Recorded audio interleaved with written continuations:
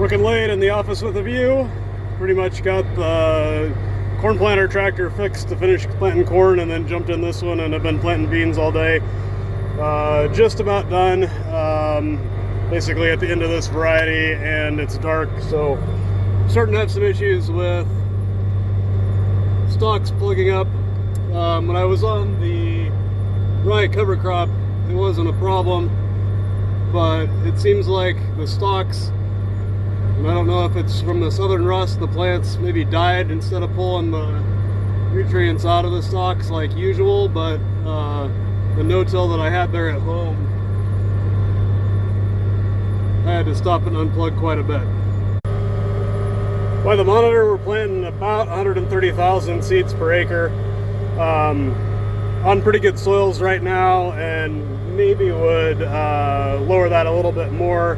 However, this variety and a few others that I had this year seem to be tagged at 85% germ, which when you're getting stuff tagged at 85, I figure there's probably a real possibility that it's less than 90, and don't want to get too carried away lowering the population.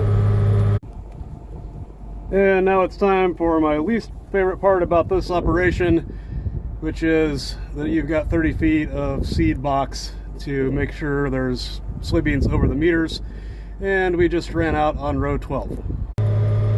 Now we're back planting into the rye cover crop. I don't know if you can see it in the video, but it is quite windy right now. Rye is waving in the wind nicely. Had a cold front come through, and there's some chances of rain, but I'm hoping we miss that. We'll just have to see what happens.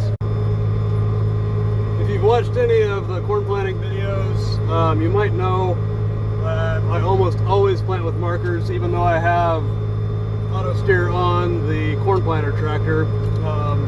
However, with this, no markers at all. And that's not because I have auto steer. That's basically because I'm just following the corn rows from last year. I normally plant 12 and combine 6, and we have stalk stompers on the combine.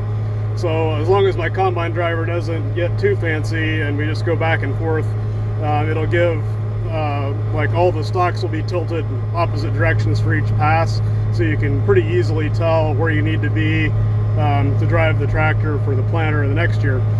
It's a little harder to see with it being dark, but these are tilted away and this row is tilted towards us. But I am turning my own steering wheel, so I apologize if some of the audio is a little choppy as I try to keep my rows straight.